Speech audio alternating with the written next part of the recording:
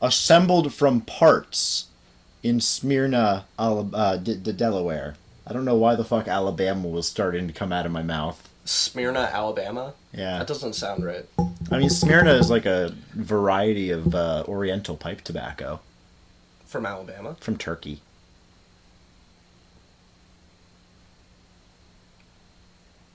Turkey used to produce most of the world's opium at one point. And you know what else was in Turkey? The Ottomans? Troy. Oh, shit. Which brings us to our topic today. The other night when I came in so drunk I could not see, I got tangled up in the old doormat, fell flat as I could be. I had me a little old bottle of rum and I didn't have any more. The cap flew off when I went down and I filled it. See, it says right there, Minos and Mycenae. It's also got some mash on it. Yeah, you gotta have ashes on your notebook. That's really poetic. Chaucer would be proud, you know. Yeah, fuck Chaucer. Yeah, you have a problem with Chaucer? Not really. I can't think. Oh, wait, hold on a second. Is Canterbury that Canterbury Tales? Tales? Yes, Yeah, Canterbury fuck Chaucer. Welcome to Wasted Culture. I'm Liam. He's Sam. Sammy. And this week, we're getting drunk and talking about the Greeks. Greeks. Well, Greeks. Hellenes. Greeks? I mean, Hellenes? I'm pretty... Yes. I mean, the Minoans weren't Greeks, but the Mycenaeans were. If they're Greeks now, does that directly mean they were Greeks then? Nah. I think the Greeks would say so. Nah. I mean, probably. But that's the same thing as, people from England claiming that they're, descendants of the Anglo-Saxons. They're not. No, they're French. Yeah. They're French and Swedish. I mean, French and Danish. Best way to piss off an English person, refer to them as being French. Except for the Welsh. The Welsh legitimately consider themselves the inheritors of, the Bretons. Well, that's Like a little... descendants of the Bretons. A little more deservedly. Of course, the best way to piss off a Scots is to call him an Englishman, so... I thought the best way to piss off a Scot is to ask him what part of Ireland he's from. No, that's the fastest way to commit suicide. I had an Englishman I was serving at work the other day, and he it was just funny because I was like, what part of the island are you from? And he's like, no, I'm from England. And I was like, yeah, Did England suddenly merge with the coast of France when I wasn't looking? Yeah, no, I'm like, yeah, no, I'm sorry, that's what I meant. What part of England? He's like, oh, I thought you were asking me if I was Australian. I'm like, Australia isn't really an island. It's more of like a whole continent. It's like a thing. Yeah. It's like a big landmass. It's an islandment. Nylontinent? An islandment. Islandment. An island continent. I thought you meant it's a nylontinent, meaning it's a continent made entirely out of nylon strings. A continent. I hate it. That sounds like an Australian brand of tampons. So I see that your paper here. Oh, just no, says, wait, wrong one. That's the wrong... Well, it just says ancient hieroglyphics are proof, and that sounds less like the notes of a podcast and the ramblings of a madman. Don't worry about that. That's research for later. We'll get to that. Okay. Not anytime soon. But ancient hieroglyphics are proof? It's a deep mystery that I'm currently in the middle of untangling, and when I get all of everything pieced together, you will hear the whole story. Does it have anything to do with cubism? Maybe. For those of you that may not know about cubism, look up Time Cube. You will be astounded. We're not talking about that, but I can't not bring up Time Cube. We'll talk about Time Cube another time. What if the Minoans were actually the same as the Mycenaeans through the Time Cube? What if the Minoans figured out the Time Cube and that's what caused their collapse? And then the Mycenaeans and the rest of the Bronze Age empires also figured out the time cubes and caused their collapse. Jean Ray didn't die. He actually went back in time and became the king of Minos. He just became... He just was the Sea People. He was the... Jean Ray was the Sea Peoples. Each and every single one of his... You just have, the Phoenicians, sitting there on their coastal towns. What's coming? I am the greatest thinker and wisest human.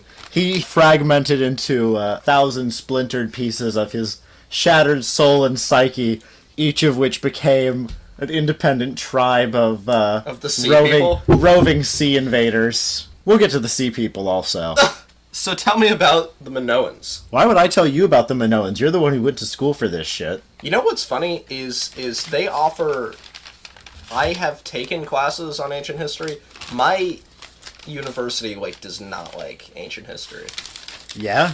That's the impression I've gotten. That's not an official statement of the university, and by no way reflects the good academic structures of University of Maryland systems. Okay. Am I protected from being sued by saying that?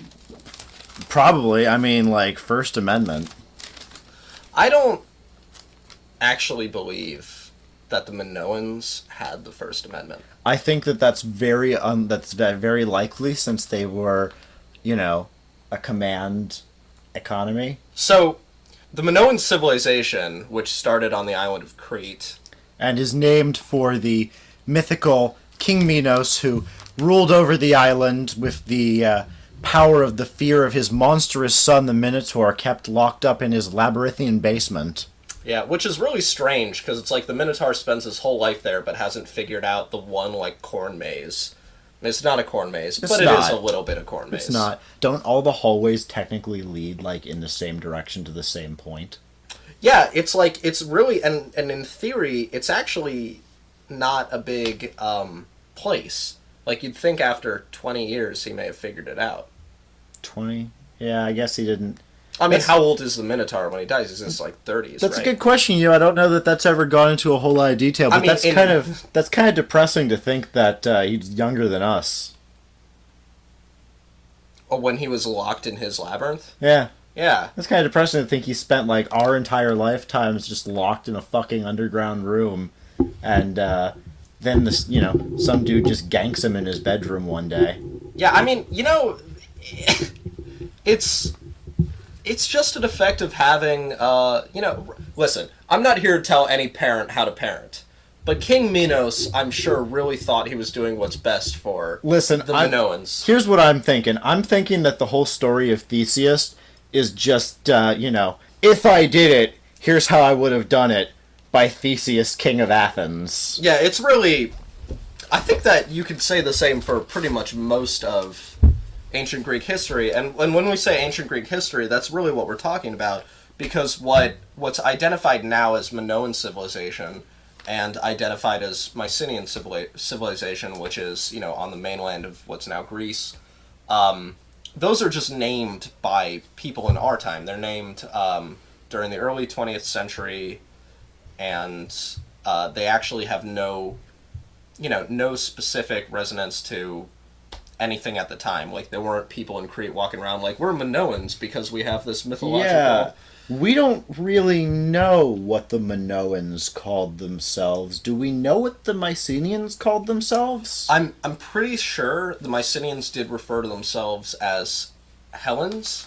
They referred to themselves as Greeks. The Minoans we don't know. But, also this concept of one unified state, that's still a modern concept. I mean, the Mycenaeans really would have referred to themselves as the kingdoms or city-states which they came from, which really is the Mycenaean period, is when city-states became prominent as the form of governance in ancient Greece, which really is ancient Greece we're talking about. The ancient Greece of Aristotle, Plato, and Socrates is actually classical Greece. So we're really talking about the Bronze Age. But also, when we think of the famous Greek mythologies, Theseus and Minos and Agamemnon and all of those characters, that's the era that we're talking about. Those mythological stories are about the people and the area and the civilizations that we're describing today. Yeah, and many people really argue that, the civilizations of Minos and later Mycenae are what's effectively the origins of what became kind of changed and altered to become the mythology. What we call the Greek mythology now, half of it is their religion, right? And the other half of it is really just what we in the United States refer to as folk tales. I mean, there was this guy who did this great adventure, blah, blah, blah, blah. I mean, I mean, what you tend to read about as the Greek mythologies, the stuff that you and I read growing up as kids in storybooks, is kind of a combination of bits dug out of Homer and the classic mythological cycle, combined with little bits and pieces that they've picked up from archaeology over the last 100 years or so. Yeah, exactly. But also the Homer and the Greek mythological cycle and people taking those a little too seriously perhaps are how we found these civilizations. It's how we knew about them. There's a line that every single documentary and every single book about Mycenae and the city of Troy and Minos, they all have this one line in them. Schliemann, that's Heinrich Schliemann, for those of you who don't know, and God, believe Heinrich me, Schliemann. we'll get to Heinrich Schliemann. Heinrich Schliemann. There is no way for us to not get to Heinrich Schliemann. Heinrich Schliemann intertwines this entire story, and by the way, this is not going to stop with this first podcast. This is the first Heinrich in a Schliemann series. will just come out. This is a first in a series of about, I don't know, 5-6 podcasts about the Bronze Age civilizations. What did you say to me earlier? Heinrich Schliemann is the is like if Indiana Jones was Danny DeVito. Yeah, Heinrich Schliemann by is Danny Indiana Jones if he was played by Danny DeVito instead of Harrison Ford. But not just Danny DeVito, like, not real life Danny DeVito. Like, Danny DeVito's character on It's Always Sunny Danny DeVito. The kind of person that people always imagine Danny DeVito to be just based on the characters he plays in movies. Yeah, Heinrich Schliemann. For people who are interested, and you watch a lot of History Channel documentaries, you might have heard the name. Heinrich Schliemann kind of went on the spree in the 19th century of just kind of assaulting different countries with his archaeology. Schliemann is not necessarily more destructive, I think, than most of the archaeologists of his day. No. I think that a big part of the reason why Schliemann gets such a bad rap is, one, he did lie a lot, he did steal a lot. I think there is some evidence. Stole a lot. I think there is some evidence that he, falsified some of his findings. I do know that the famous death mask of Agamemnon, the thing that you see in every book, the very majestic, regal face with the mustache, that's not the mask that Schliemann had found when he sent a message to the king of Greece saying, "I have gazed upon the face of Agamemnon." And it's also not even Agamemnon. I mean, they proved it, and the mask actually dates 1,000 years earlier, or something like that. Yeah, it's a completely different time from the point in which Agamemnon was supposed to have, been king of, what was Agamemnon? King of Knossos? Knossos, right, because his brother was king of Sparta. I mean, there's a lot of things that we think we know about Mycenae. That's one of the reasons that I find this whole era to be so interesting, is that we really don't know what we don't know, because this is a period of time that developed massive civilizations that wouldn't be rivaled again for hundreds or thousands of years, where writing systems were developed and complex agriculture and infrastructure systems, massive works of architecture on scales that were so large that the classical Greeks came up with a word that any fan of H.P. Lovecraft is going to be incredibly familiar with to describe the Minoan and, by extension, Mycenaean architecture: Cyclopean. Oh, yeah. Because the blocks of stone in these monuments, buildings, and temples are the size of, 2 or 3 adult men. And so the classical Greeks looked at these buildings and went, "Dear God, these must have been built by the Cyclops." Yeah, which is just another point I'd really like to hammer in, and that what we think of as ancient Greece, which is, Greece circa 600, 500 BC, excuse me, is actually classical Greece, which isn't even this period. let's do a quick timeline just so that folks have kind of a sense, and so that I have kind of a sense, because I really don't know a whole lot about this. Sammi has actually, this is an area of expertise for him. This is a region and a time that he's done a fair amount of extensive academic studying on. I have watched some documentaries and read a few books over the course of the last 2 weeks or so. Well, don't you know that's actually the definition of Years of academic study. study. Yeah, years of academic study. A few weeks of documentaries. Few weeks of documentary. So, the Bronze Age, the entirety of the Bronze Age, goes from roughly 3000 BC to about 1000 BC, the collapse coming somewhere in that last century, 1100 BC to 1000 BC. Correct, and it's really loose because the Bronze Age, meaning just different civilizations, primarily around the Mediterranean, and what we call the ancient Near East, what we now call the Middle East, which is basically from what's now the Mediterranean Sea and also Iraq and the Levant. Sorry, Persia. We'll get to you guys eventually. You had a good run. You had a good run, Persia. Is, defined in, there's different civilizations, there's different cultures, completely different religious beliefs, all this wide-changing stuff, but what they do have in common is the use of bronze as a form of creating weaponry, which is just tin and arsenic? What's bronze? As you will find in every single... I know, they started off every time and I can never remember. Really? Yeah, copper and arsenic. Copper and tin. Or arsenic, copper and tin. Arsenic, if you don't know what you're doing, will kill you. And if you don't have access to tin, which actually, and this is really important, and I did not know this, most people didn't in the regions where the Bronze Age civilizations cropped up. There was maybe one small source for tin in, I believe, the Hittite Empire. Yeah. And then bronze, the copper came almost exclusively from Cyprus. But tin is apparently a very, very rarely distributed mineral.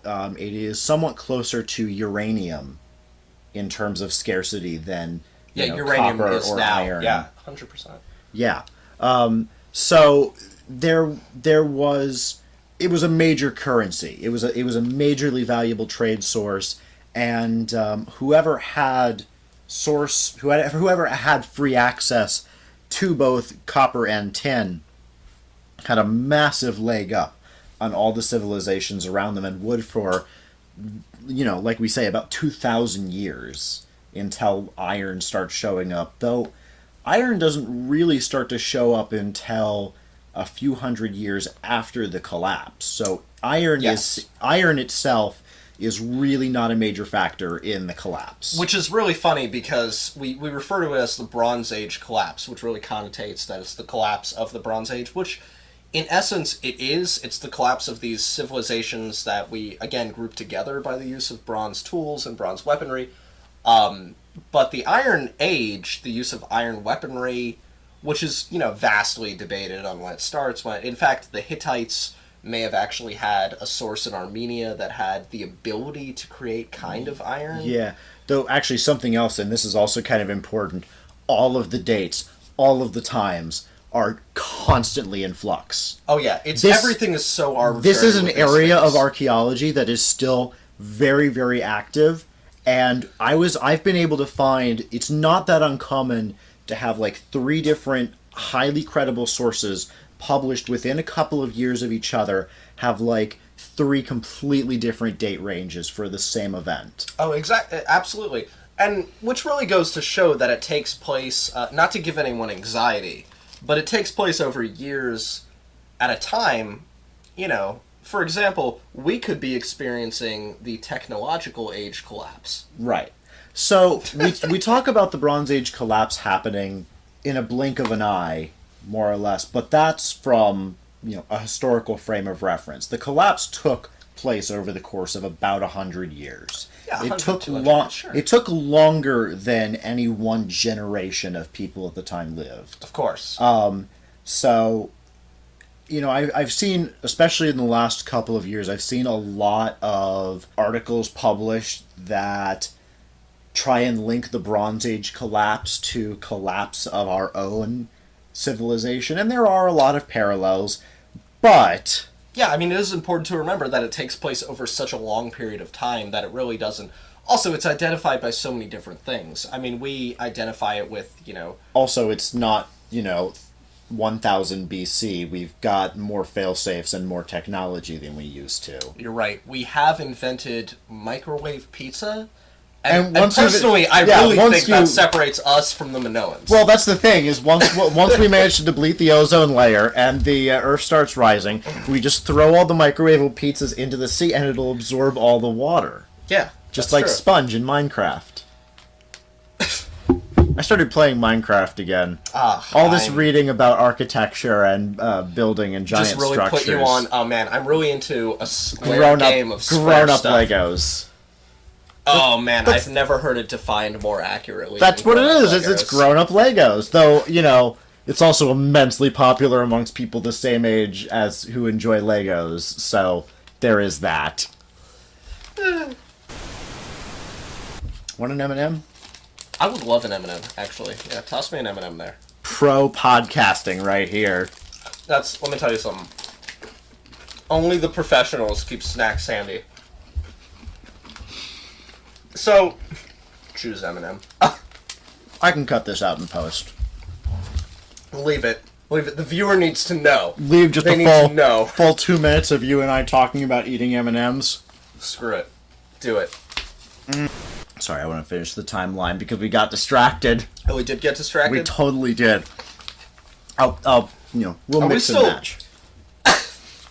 Wasted That's culture. how arbitrary everything is you have no idea how to finish the Bronze Age collapse, because you have no idea, really, when the Bronze Age did collapse. Yeah. Yeah, about, 1978 AD. It's true. The Bronze Age were a sludge band from North Hampshire. Good. Yeah, that's, awful, to be perfectly honest with you.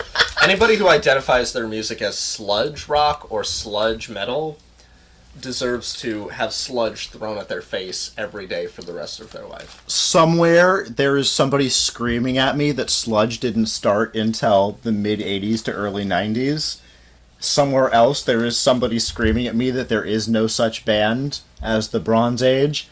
And somewhere there's somebody who actually was in a band called the Bronze Age in the 70s. Yeah, it just feels very validated. Screaming of joy that somebody has heard of them. I'm sorry, I haven't. I was joking. I'm really sorry to get your hopes up.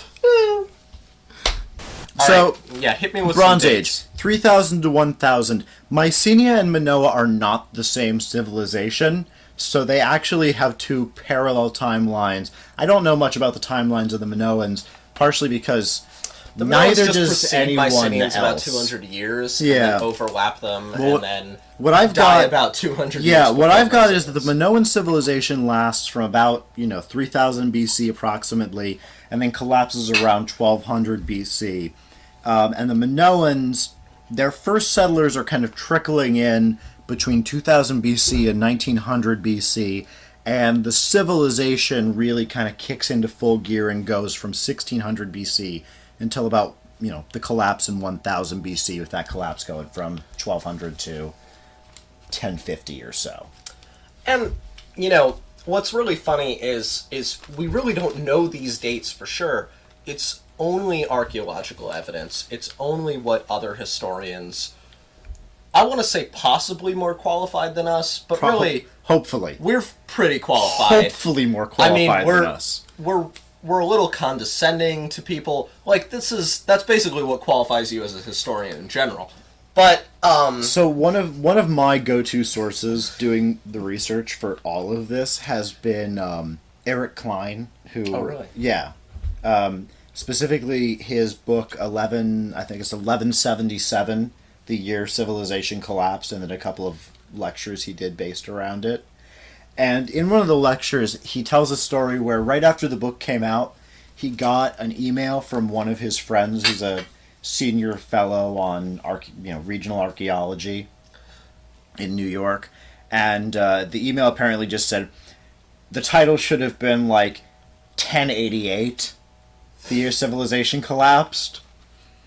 And Dr. Glenn says he sent back a two-word email in response. Once the audience's laughter dies down, he explains that what the two-word email said was, "It was." Because when he started writing the book, when he wrote the contract for the book, 1088 or whatever the date was, was what they were pretty sure the final date for the collapse was. And then while he was writing it, it got reevaluated to 1077 or whatever it was. And then, of course, I guess it went back. So the man who discovered the Minoan civilization was a man named Arthur Evans, who I believe his father was John Evans, who had been an early archaeologist, helping to establish civilization. You liking those Takis, Sammy? Crunch, crunch, crunch, crunch, crunch. Liam had some Takis sitting here, and I just started eating them. I love Takis. Yeah, they're great. That's my decongestants. Just munch on a few of those, and they start. You know, weirdly enough, the regular ones are better and spicier than the habanero ones. Really? In my opinion. And then there's those Fritos ones, which are just kind of nasty tasting. I like how you say it, in my opinion, like I'm going to jump on you, like, actually, I don't know, I just like clarifying. the ingredients section of their bag. Well, I mean, it's not like they measure capsicum levels or capsaicin levels or whatever the fuck it's called. Spicy hot levels. Alright, go on. What are we talking about? Talking about languages? What are we talking about? Deciphering things? Putting icy hot on languages? Oh, right, we're talking about Arthur Evans. So Arthur Evans was a kind of a disciple of Heinrich Schliemann. And like Schliemann, he had a deep, abiding fascination with the Greek mythology, because in the day, if you were a gentleman of a civilized Western nation whose parents had the money to afford it, you would receive a classical education which included, Greek, Latin, Greek mythology, early Western literature, and as my mother put it when she and I were talking about it yesterday, the Iliad and the Odyssey were kind of what passed for boys' adventure stories in the 1800s. 100%. It was what there was. So both Schliemann... Which you gotta really understand that. You gotta wonder how Homer would have thought of this. Like, he's basically writing the Hardy Boys of the 2nd or 3rd century BC. Okay, so here's the thing, is for a modern comparison, the best I can come up with is... This is like somebody growing up reading the Harry Potter stories, striking it rich in computers, and then spending the rest of their life hunting the Scottish Highlands to find Hogwarts. And here's the crazier thing. Here's the crazier thing. Is they fucking found Hogwarts. Yeah, I mean, in actuality, that's really what it is. Both of them found Hogwarts. So I guess they found Hogwarts and whatever the creepy Romanian school was from the Triwizard Tournament. The creepy Romanian school? Yeah, whatever. That had all the dragons? Yeah, I guess. I don't know, the one that was heavily implied to be like a recruiting school for Lord Voldemort. It'd be really funny if we found some ancient Roman documents that were like, we found all these dragons in Romania and we killed them all because we're Romans and we don't really know how to do things. I mean, yeah. You've heard about the famous story from, I think, World War I where a U-boat crew accidentally blew up a Loch Ness monster, right? Yeah. I've heard that. That's a complete non sequitur, but that's a fun story. Yeah. If you have time, please Google it. Oh, the UB... Give us a good 10 or 20 minutes The UB-32 disaster. Honestly, we're just going to have to do a new segment that we call Check This Shit Out. I like how half of our podcast is, wait till the next podcast, we're going to go crazy. And then, of course, we do a different podcast. Every single time. That's good. I like to remain unpredictable. Yeah. Unpredictable. Not unreliable. But anyway, so Arthur Evans, while he was going through the remains of Mycenae with Schliemann, he found a ring on it with a pictogram of an octopus, which he found very, very bizarre because Mycenae was, as far as they could tell, landlocked. So while traveling around the southern part of Greece, he discovered small little stones in a marketplace that had runes and writing on them very similar to the octopus ring, and was told that they came from the Isle of Greece. And so he bought the entire site and just kind of went to town. Yeah, really though. And what's even more crazy is he found a ton of things. I mean, you listen to these stories and you really hope that they don't find anything, because you're like, oh, these rich fucks. Well, but at the same time, we find a ton of stuff, and it's now what we base really modern evidence of archaeology off of. you can't just read Homer or read, Milton's big book of Greek mythology and go, okay, I know the history of the Bronze Age now. Doesn't work that way. Unfortunately not. It just doesn't book work of that Greek way. mythology. Yeah. Well, eyewitness books. It's really interesting because Homer is this really really controversial figure in history. Who may or may not have actually existed. They do the same thing they do with Shakespeare. Where Well, okay, we know Shakespeare didn't really exist. There's no way that anybody writes that badly and that generically and gets famous.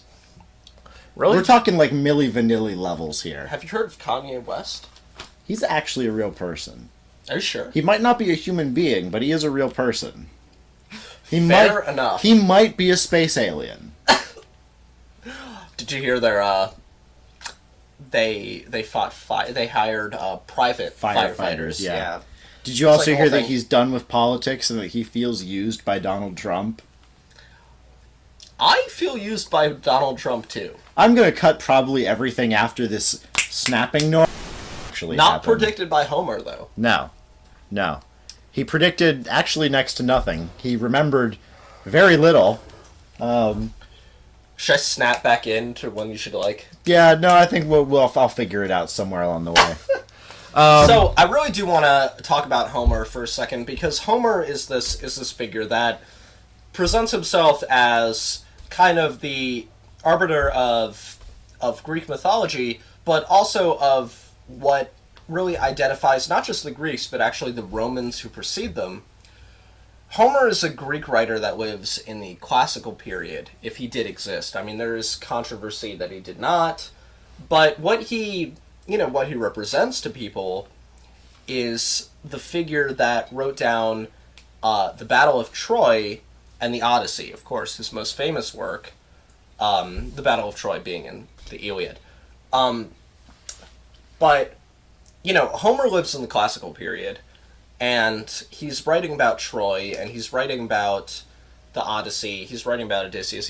He's as removed from the stories he's writing about, although it feels like, oh, it's all ancient, they all know what's happening. He's as removed from it as we are from Leonardo da Vinci.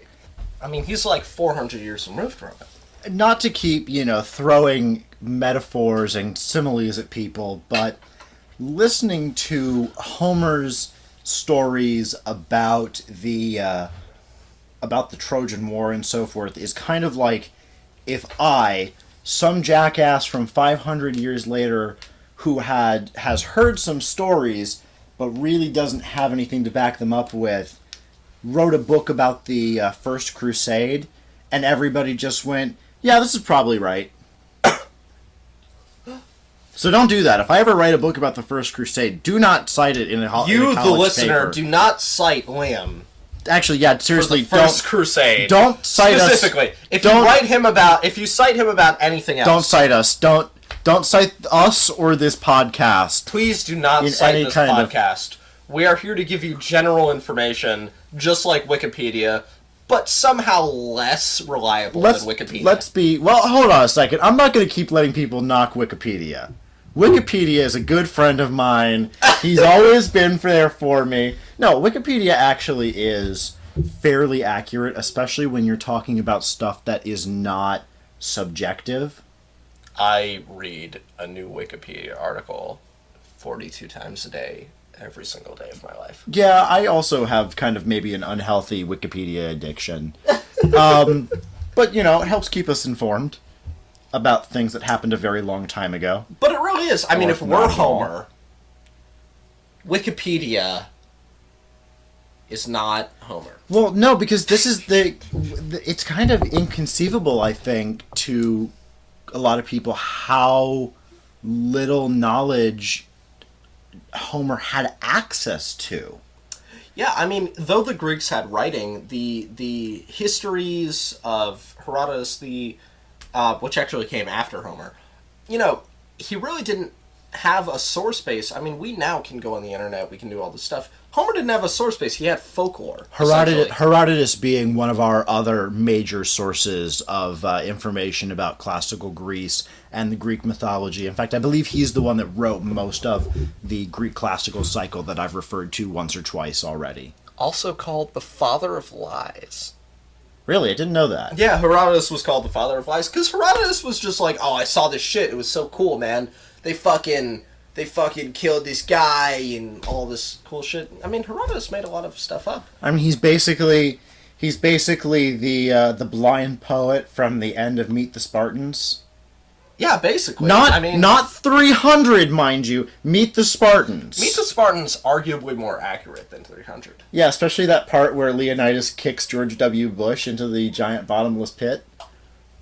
Yeah, I think I was there for. I believe that was the election of 2004. Yeah, they're that's one of those moments in a movie that really locks it to a certain time and place. kind of like the Voltaire song "Evil Devil Devil Evil Evil" songs, where the whole last verse is literally a dig at George W. Bush. Yeah, it's really, and it's funny because you listen to it now and you're like, oh, you ain't seen nothing yet. Yeah, it's like, oh, 2004 era America. Just wait and see. The Minoans eventually collapse. The Minoans have a large influence, however, on the Mycenaeans. And what the Mycenaeans are is they're different city-states, different farming communities, and also different strange communist collectives. I mean, Athens begins to spread hold at on. this point. We're not just rolling on over that. That is something we need to have a serious discussion about. I want to roll over that. No. Yeah, fuck you, no. Athens. I don't need to explain you. Let's be clear about this. This is true of most of the Bronze Age world. They were fucking commies. They had a palace economy where all the goods were traded to and distributed back out from the palace, presumably according to each as according their needs and abilities. Commies. They had no currency. Commies. They had a central authority that dictated everything. Commies. And they were very fond of both hammers and sickles. Commies. I really Dirty, stinking commies. Also, if you look at their architecture, they have very, very tight stone building. Sometimes to the point where even today, thousands of years later, you can't fit like sheets of paper in between their stonework, showing that they were also Freemasons. Oh my god. It all comes together, conspiracy theories. Imagine if you will. You know, but really the Mycenaeans are the period in which we talk about when we talk about ancient Greece. Ancient Greece usually encompasses classical Greece, as we've said earlier in this podcast. The Mycenaeans are where we get most of the Greece, origin story, the classical story, and most importantly, the Homeric story of Troy, which I think is really what most people associate with. If you don't even associate Greece with it, at least you associate Brad Pitt with it. I don't know what I associate Brad Pitt with. Oh man, I guess Angelina Jolie. I mean that's his wife, so I would assume possibly. Yeah, it's funny. I really can't think of anything else that he's done off the top of my head other than being married to Angelina Jolie. I mean he's an actor, so he's been in films. I mean, I'm aware that he's been in that he is what can arguably called an actor who has been in what can arguably called films. Delete the recordings. The government can't know. Frankly, everyone is an asshole when they're a teenager. I mean, name one person who looks back on their teenage years and says, that's peak. That's the peak time of my life. Well, I don't know about peak, but, Carly wasn't an asshole as a teenager. Nah, Carly's sweet. Not Carly my is a friend of ours, and she's generally a good person. Yeah. And genuinely a good person. I would say that most of our friends are genuinely good people. You know who is the worst person I've ever met in my entire life? I don't know, but let's move on and not spew negativity. I'm spewing negativity. Let's eliminate play haters with the evil spirits. Worst friend I've ever had, my dog. No. No, I'm just kidding. No, I just share awful things with you, and you're not. You do not get to complain about sharing awful things with people. Yeah. After that fucking video you sent me the other night. I like how you said thanks, we hate it. Yeah, because I immediately showed it to Carly. Yeah. I'm sure she's traumatized for A little the bit. rest of her life. She got me back, though, by sending me a video of these Japanese, like, I don't know, pimple cupcakes. So they're like a boiled bun cake thing filled with white cream and then tinted red at the top. So it looks a little bit like a pimple, and then when you squeeze it, the lumpy cream comes out. That's disgusting. Have I eliminated any need for you to eat dinner later? Yeah, I'm really have lost my appetite. So you're not going to want any of those turkey franks I got in the fridge? Do you have turkey fries? I do have turkey franks. No, I can't because I've completely lost my appetite. Alright, I do want you to tell me about the Homeric stories, though. I feel like we haven't touched on that enough, and I do need some clarification. Okay, I mean, we are kind of running with the assumption that everybody that listens to this has gone to at least middle school, so... I mean, generally, people understand the concept of Homer wrote this thing called the Odyssey. He also wrote this thing called the Iliad. Though I think I think that there are a lot more people that don't know about the Iliad than about the Odyssey. Which is strange, because the Iliad is the origin story not only of the Greeks, but also the Romans. Well, I mean, somebody kind of tied in the Romans to it years later. But, sure. That's actually an interesting But I mean, thought. if you fetishize that the Romans Greeks are then so saying much, they're descended from the Hittites, which is completely wrong because they're descended from the Etruscans. yeah, I mean, really. But Big words, big words, big words. You want to talk about all the redundancies that come in Roman ideology and Roman rule? We can talk about that any other time, and I have bars for you, my friend. I'm sure you do. Just spitting hot fire. Spitting hot fire about the Romans. What would your Roman MC name be? My Roman MC name? MC Corinthian Columns? MC Ionic? Hyper Ionic. MC Peloponnese. Takeshi CX5III? Is that 69 in Roman numerals? You know, I frankly have no idea. The fact that anyone... No, shit, it's LX VIII. The fact that there were Roman mathematicians is nothing short of a miracle of humanity to me. What's not a miracle of humanity is that people didn't find Roman mathematicians' handwriting and just go, I've never seen this script before. This must be the secret to Atlantis! God, if someone today says Atlantis one more time, I'm probably gonna shit in my pants. I mean, that's one of the fun things about researching ancient societies like I've been doing, is you play the game of, okay, how long till somebody mentions Atlantis? It's generally exactly one half documentary. It really brings up an important point, though, which is, you as the listener have to see these, even if you're watching a documentary, even if you're reading a book, even if you're reading the original histories of Herodotus, even if you're reading the Homeric Odyssey and the Homeric Iliad, and you have to decide for yourself what seems most plausible. I also do have to say, if you're reading any of those things, you really should stop listening to this and get back to studying for class. That's true. The test is tomorrow. I don't know whether you're in college or in high school, but you really should stop listening to podcasts and get back to studying. I gotta be honest with you. High schoolers are getting more intelligent every day. The fact that... And thank God for that, because it was a low bar to clear. Well, yeah, but so let's inject a little history into Mycenae. Yeah, we've been The off it for like Mycenaeans? 15 minutes. The Mycenaeans done fucked up. 100%. To put it roughly. So you know the famous picture of the Lion's Gate at Mycenae, right? Absolutely. You know how it reveals a fatal flaw to the city's construction? I do not, but I believe there's also a similar representation in Azerbaijan.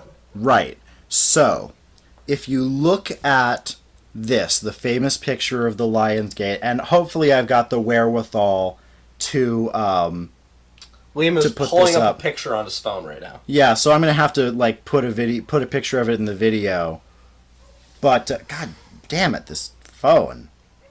That right there, that little hell, Sure. that's a fault scarp. A what? That's where the tectonic plate slides up as two tectonic plates Really? collide together. That's interesting. So, why don't you why don't you tell me? Mycenae is the San Francisco of the ancient world, proving that humanity does not learn from its fucking mistakes. So I think that's a good way to lead into the possible beliefs of the collapse of the Minoans. We're providing these IT workers with a classical education. Classical education, literally. And much like the professors who provided those classical educations to generations of boys in the 1800s and 1700s, we are quite drunk. Speak for yourself. Tilt your head back, motherfucker. Glug glug. Evan Williams. Ah, yes. Here, let's just pour some of that in there. Well, I didn't say I was done with it. I'm just, Oh. not drunk. I limit myself, This is America. Well, fucking get drunk, motherfucker. This is wasted culture. Listen, Just gonna add some of this Irish the whiskey. Minoans... Gonna add some I don't of even know how to segue back into this crap. some of this stuff. Yeah, you talk about Mycenae. I'm gonna keep doing what I'm doing here. No, I want to talk about Minos. The Minoans, their collapse is possibly due to, while they had a significant influence on Mycenaean cultures, their collapse is possibly due to earthquakes, volcanoes, an invading outside force. People have all these ideas, and until we decode their writing system, we really can't know for sure. What we do know is we have evidence of a volcanic activity at the time, which affected not just the Mediterranean, but actually all of Europe. That was, they tie it into part of the Bronze Age collapse. If you read books, they'll mention it. But, So, actually, that kind of leads into people we were talking before about how long till somebody mentions Atlantis. Sure. That actually is where people tend to tie Minos into the myth of Atlantis. Is around, I don't know, 1250 BC ish. An island, a volcanic island called Thera, I believe. yeah. Exploded. And that's the eruption that Sammy's talking about. It threw massive amounts of ash and soot up into the sky. It buried local towns in ash. It actually, more or less, just disintegrated a chunk of the island. Absolutely. And so there are... Believe it or not, Crete was actually slightly bigger. Yeah, was there on mainland Crete, or was it an No, island but it was close off enough land? for it to have affected Right. mainland Crete. Though also don't know it's around Troy where the sea lines have changed drastically over the couple of thousand years. And I'm sure they've changed pretty drastically over in Minos too. Don't say But, Troy. Don't even say Heinrich Schliemann. I'll shit my pants if you do. All right, what is it? Helsinki? No, not Helsinki. That's fucking in Finland. Helsinki is in Finland. What's the actual Turkish name for the site? Helsinki? Helsinki? The Turkish site of Troy. I mean, the Turkish The Turks actually debate that it is really Troy. Biz bir küçük Türkçe biliyorum. Gesundheit. I've been learning Turkish on the side. It's a pretty sweet language. Fun hobby. Fun hobby. You know what we should talk about? No, wait, hold on. Let's finish talking about Thera. So, yeah, Thera did bury nearby towns in ash, just like Pompeii. And so there's been kind of a linking of the explosion of Thera, destruction of that island, and the collapse of Minoan civilization in Greece with the story of Atlantis. But the reason why I quite frankly think that's bullshit is that Hisarlik, thank you. Hisarlik. Almost every Hisarlik is the actual Turkish name for the site that many people identify as Troy. Yeah. Troy's like 1 through 12. I mean, it is very accurate. It was destroyed roughly at the time. There's evidence of a city being built there. You know, we take these stories as, do we need to find direct fact? I think that these stories kind of get involved in, you know, a little bit of a mesh between, you know, fact and fiction. There's a little bit of exaggeration in things. I do think that there's probably, I mean, they sailed east. The Greeks moved a force to a foreign nation that was roughly Hellenized, but also was a subject nation of another state. So yeah, I mean, why not? I think there almost certainly was a Trojan War. There's evidence for it. There's reason for it. But we're not going to talk about that right now because Troy actually is going to be, and I swear it this time, Troy and the Battle of Troy is going to be our next podcast or some form of short shot to lead us into the Hittite civilization. Absolutely. Which I have so many opinions on. I know. So many opinions. Oh, I know you do. Bullfighting, yeah. Bull leaping. So, if you look at pottery and Minoan frescoes, and by the way, those frescoes are gorgeous. We don't just find Minoan artifacts on Crete. The Minoans, and this is one of the cool things about the Bronze Age empires as a whole, is there was very clearly trade all throughout the Bronze Age world. And when we talk about the Bronze Age world, we're talking, you know, from Greek down to Crete, down through the Levant, Egypt, and the northeastern African coast. We're talking into the Indus River Valley region. We are talking a massive range of place for you know, people that did not have engines or wheels and whose really most advanced technology was sails and chariots. You know, frankly, what we refer to as biblical history is in fact often Bronze Age history. Yeah. Though obviously the Bible is a lot less accurate than the artifacts that we find. Are you not saying everything in the Bible is exactly correct 100% of the time? Considering that we know it was wrong about the Hittites and the Philistines and a bunch of other things, yeah. Yeah, I'm just going to go out on a limb and say yeah. Though, you know, I think that they did find some evidence for a Sodom and Gomorrah type situation, though it was there's definitely been cities that have basically... Well, basically, there was like a city destroyed in the Middle East that got Tungusted towards the end of the Stone Age. Yeah, 100%. Just a giant meteorite came into Earth's atmosphere and exploded above the city. Yeah. Acting more or less like a nuclear bomb. You gotta commit a few genocides if you want to build a nation.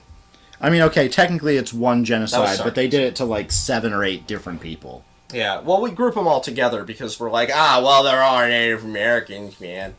Yeah, we're talking about the Native Americans for those of you who haven't picked up on it. The United States... If you haven't picked up on the fact that it's Native Americans, you really should not be listening to us. Well, You're too stupid to listen to this. And that's sorry. No. If you haven't picked up on it, then go read some books about, like, real academic books. Read any book ever. No. Read actual historical texts, preferably ones written by Native American scholars about what the United States has done to its native population, and then get back to us. Still doing. Still doing. Is still in the process of doing. We are still currently, as we are doing this podcast, committing genocide against the various Native American peoples of North America and of South America.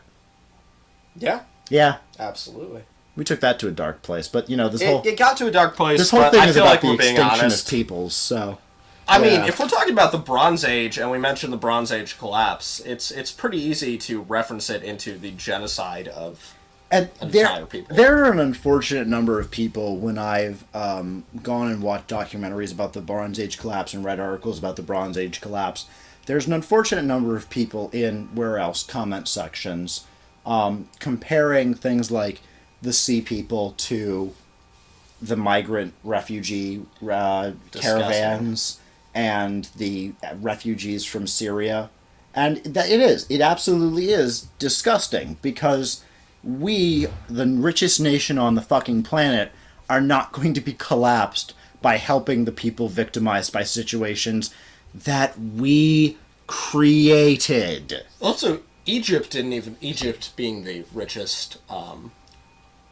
richest kingdom, arguably, in the region, didn't even collapse fully in the Bronze Age. The Bronze Age Collapse. Egypt, not modern Egypt. Modern Egypt collapsed in 2010. I mean, modern Egypt is an extent of, early modern Egypt, which is an extent of Mamluk Egypt, which is an extent of the greater Sasanian empires, which isn't, The ancient Egyptians, who were black, by the way. that's true. Yeah, we're just Nubian kings. We're just gonna throw as many woke. I mean, I don't care if we're being controversial. It's proven. It's have pretty it clear. in They were Nubian paintings. kings. Yeah, they were dark skinned. They were not Arabic people. What we would now consider black people. Yeah, absolutely. Yeah. I hate that that's controversial. It is. It does suck that saying something that's almost Proven 100% historical fact, proven yeah. historical fact to be controversial. But yeah, Nubian descendants of. Well, we're not even talking about Egypt right now. But yeah, Egyptians were black. Jesus was black. Everybody was black. Jesus was a short, squat Middle Eastern man who was pretty into socialism, Yeah. or what would now be called socialism. What would now be called? He was very much. At the time, it was more like, I really don't want Roman Empire in all this. I do really. Middle East I do time really stuff. want a short, squat, brownish man to go into the White House and just start flipping over tables and whipping members of the Trump administration. Just be like, this is not. You have turned my father's house into a den of thieves. Just find George Washington's direct male descendant. No, actually, find his direct female descendant. That'd piss him off a lot more. Yeah. Especially if they can find somebody who he descended with through a slave. Oh, yeah. George Washington, Thomas Jefferson, really all your founding fathers. Thomas Jefferson definitely did. Definitely did father children with his proven. slaves. Let's be real. Every founding father that owned slaves definitely fathered children with their slaves. We have absolutely no evidence of this for anybody except Thomas Jefferson that I'm aware of, but they totally did. Listen, They totally did. Dude, I fucking dare George Washington to come Think- fight me, George Washington. Think about every guy that you know, and I know this is going to be a creepy thought, because it's a creepy thought.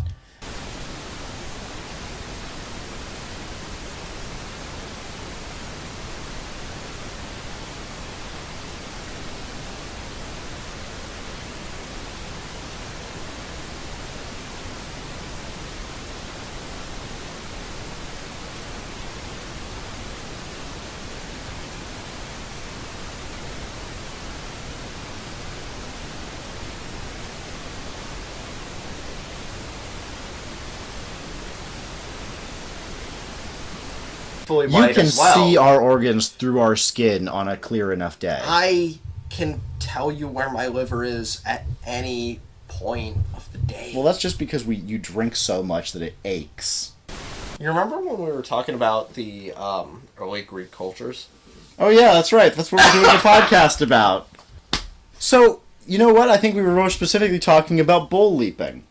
So if you look at the Minoan frescoes and the Minoan pottery that you find all throughout the Mediterranean region and into the Middle East and Africa, You will see depictions of young athletes, both male and female apparently, leaping into the air over the horns of doing somersaults and then landing on the back of bulls. And we don't know. I think there's generally kind of an assumption that it is literally depicting what it looks like it's depicting, the exact sequence of movements I just described. What we see in those frescoes is, I mean, we always take it as literally depicting. It's very detailed compared to other frescoes. If we're talking about frescoes of religious origin, it is more detailed than those. More in specific detail. Yeah, but we don't really know what exactly we're looking at. We don't know if we're looking at a religious ceremony, a sporting event. We don't know how many times a year one of those athletes took a horn to the grundle. You know, but from context, we understand, and though we know that the Doric invasions of Greece and the, other Indo-European invasions of Greece altered the context of Greek civilization, we do assume that there was, at this time, because the Mycenaean period was heavily influenced by Minoans, we do assume that it was more than likely for sport. Also, because we just know that people are bored. The Doric invasion of Greece. Hordes and hordes of nerdy, pimple-faced men with pocket protectors assaulting empires of singing, dancing greasers. 1950s gangsters. Wait, this is West Side Story. I mean, isn't that 1950s gangsters? Well, I'm just referencing the musical Grease. Yeah, but also... Yeah, I don't know. That's less like Marlon Brando, Rebel Without a Cause, and more, I don't know,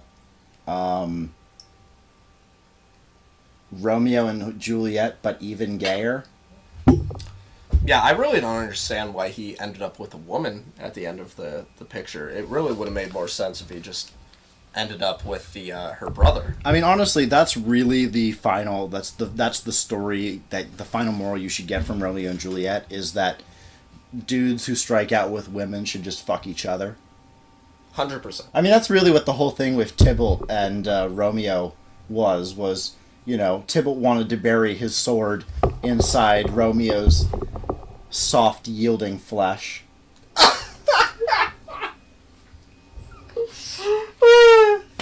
His steely rod.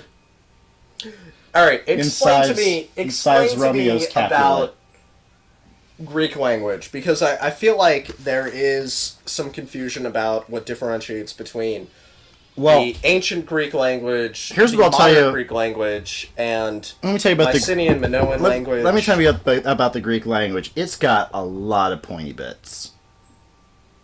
Like whole fucking triangles of that shit. I hate it. I hate all of it. Also, I think they used some of it on the in Warhammer 40k. If you say Warhammer 40k one more time in my presence, I'm just gonna shit myself. I'm just gonna shit myself and leave. The funniest... I'm gonna shit myself in my pants and leave. The I'm funniest gonna drive thing... home with shit in my pants. I mean, you do that anyway. The funny thing is that I actually don't really talk about 40k that much because I don't really pay attention to it that much anymore. Your sister talks about 40k that much. That is a different... She and I are not the same person. But you live together and influence each other in your madness. You're not wrong about that. You're not wrong about that. Speaking of madness, you want a soda? I would love a soda. So, do you have a Coke? chaser. I do. Not only do I have a Coke, I got a Mexican. Oh, I would love a Mexican Coke. Hecho in Mexico. Totalmente. Yeah. Hecho en mano y Mexico. Coke made in Mexico. Best Coke. I'm Coca-Cola. pretty sure. Cocaine. I'm pretty sure that is not totally made by hand in Mexico, though. Nah, it's made in Mexican factories, but I just know that they use real sugar in these. No, that's what Totalmente hecho a mano. I don't speak Spanish. Yeah, Spanish is more complex than it leads on to be. Still less complex than English, though. Yeah, English Objectively is, speaking. if it wasn't our first language, we would not Have a lot of trouble with it, yeah. Yep. Yeah, as evidenced by the fact that there's really no other language that we speak fluently. Hey, fluently, no. Never mind. Yeah, no. I can do some sign. I can do a good amount of sign. I can carry a conversation fairly well. So, bullhorns to the grundle. Sounds like it would really fucking hurt. Bullhorns to the grundle. I mean, yeah, that's the thing that could I happen. thought you said Grendel at first, and I was like sitting there like, no, we're not even talking about Beowulf. Nah, man. Beowulf meets the Minotaur. Who'd win, Beowulf or the Minotaur? Definitely the Minotaur. Who would win, Grendel or the Minotaur? Minotaur. The Minotaur knows his labyrinth. But okay. Beowulf is conceited. Okay, so Grendel is annoying. Hold on. Let's say that it's neither team has the home turf advantage. Both Beowulf, Grendel's Ma, the Minotaur, the Cyclops. How about a centaur, a frost giant, Finn McCool, and let's say Oedipus. Oedipus. Just for shits and giggles. Oedipus Rex is the most uncomfortable thing you will ever read in your life. Yeah, I don't know, man. Okay. 21st century literature has given that a run for its money. That's fair. The Road, Twilight. Oh god, don't even talk about the 50 Road. Shades of Grey. I thought you already said Twilight. No. Twilight fan fiction. 50 Shades of Grey is Twilight fanfiction. Yes. That somehow got a book deal. God, we're gonna get sued. I don't give a shit at this point. Fuck. Criticism, and parody. Parody. Fair use. So 50 Shades of Grey is All right. a movie about 50 parrots all screaming profanities at a woman. Without delving too deep into the Trojan War, tell me about Troy. Actually, I have a bunch of notes on Troy. Yeah, get me your little pad of paper. Give me a little pad of paper. I really want to reiterate again that Liam had a page in his notebook that just said, hieroglyphics are proofy. And I have some cans of Mountain Dew Throwback. I know you like that, so I was wondering if you wanted one. I do, but not right now. I didn't Kiva. know how to pantomime Are You Recording right now, so I just did this. Writing. You did what? Are you writing right now? Yeah. I mean, that's recording, isn't it? Well, no, we have stuff written out before we record. Clearly, you have failed. But that's that's Do you have also food? recording. I smell food. I have fried chicken. Do you want a piece of fried Yeah, I chicken? would love a piece of fried chicken right now. What? She offered for fried Yeah, chicken. no. I was... So I know that Ilios and Ilion are Thank you so much. other names You're the for best. Troy. I guess Yeah. Greek names for Troy. Mm-hmm.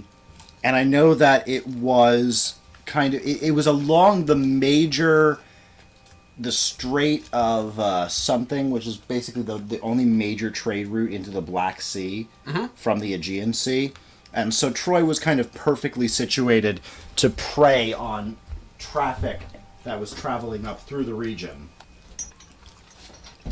Yeah, and a large city guarding the area. Also, it's a really embedded story in the classical Greek lifestyle.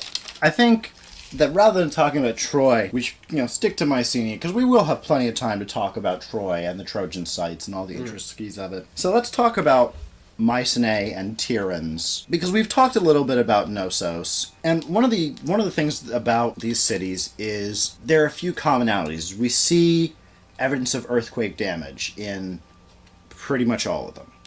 We see similar architectural structures in pretty much all of them, to the point where it seems that the Mycenaeans came down south to Crete, saw the Minoan temples, went, we really like this, and started using them as the basis for their palaces and so forth. We see kind of a consistency to them building up on the top of hills, which of course would have been very defendable. That's kind of a difference between Crete and Greece, is that a lot of the Greek cities really did seem to be built to be defended, and the Cretan cities didn't. Well, Crete is an island chain, and, frankly, there wasn't a lot of advanced seafaring technology. There also weren't as many people, since, the Cretans, fucking Cretans, started, a good 1,000 years before all the others. So in Mycenae, you see, well, nothing, really, as you walk up, because there's no...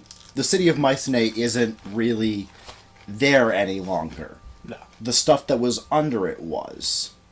And then the city is just kind of packed down really tight on top of that in the form of rubble and dust. We do see kind of evidence of looting and burning in most of them.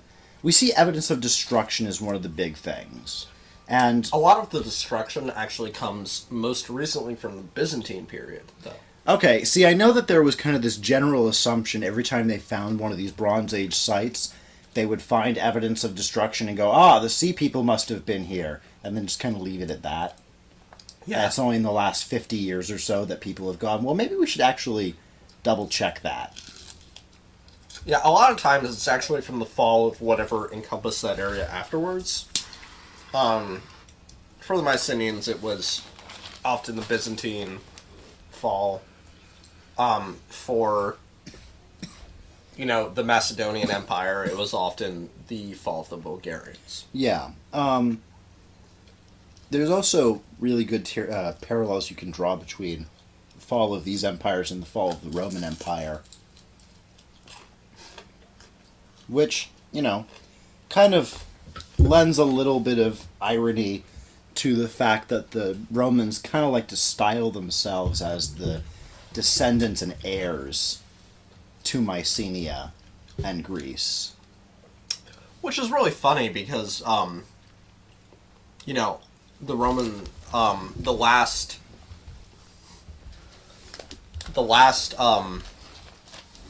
sacking of Rome really occurred due to a type of Trojan horse situation, which they didn't see coming. Right. The irony there. Is that the releasing of the geese? No, that's Alaric telling Rome that he would trade a bunch of slaves for food, and then in the form of slaves, quote unquote, Alaric just gave them a bunch of warriors who, at the same time of day, just got up and just killed all the Roman soldiers. Alaric, thank you for the slaves. I'm Roman. I don't know what my accent is, so I guess we're gonna go with some kind of Michigan or Canadian accent, eh? I actually feel like the Roman Empire was dominated by Canadians and Michiganders. These are a fine bunch of slaves, eh? But they're a little big, don't you know?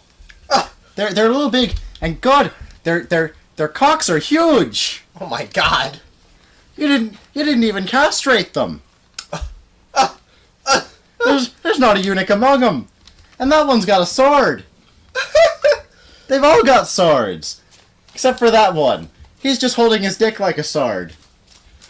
This became Irish at some point along the way. Along the way, the Roman Empire was don't you know? Fall.